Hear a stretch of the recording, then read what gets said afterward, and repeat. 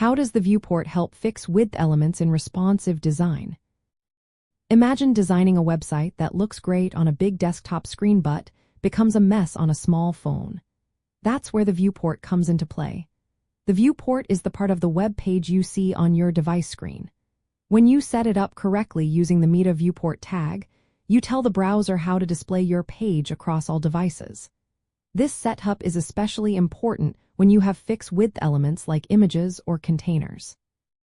Without the right viewport settings, mobile browsers tend to assume a default width of around 980 pixels.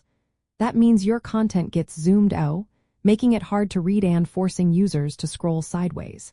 Nobody wants that. When you include the Meta Viewport tag in your HTML head section, it helps the browser understand the actual size of the device screen. The key part is setting the width to match the device's width. For example, using the code meta name equals viewport content equals width equals device width, initial scale equals 1.0, make sure your page fits the screen perfectly. The initial scale part makes sure the page is zoomed at the right level when it loads. Now, fixed width elements like images or containers can be tricky. If they are wider than the screen, they cause horizontal scrolling, which is not ideal on mobile. But with the viewport set properly, you can control how these elements behave. You can use CSS media queries to change their size based on the screen width. For example, you might set a fixed width container to be 960 pixels on a desktop but make it expand to 100% of the screen width on mobile. To do this well, avoid using large fixed width images or containers that are wider than the viewport. Instead, give images a maximum width of 100% so they shrink to fit smaller screens.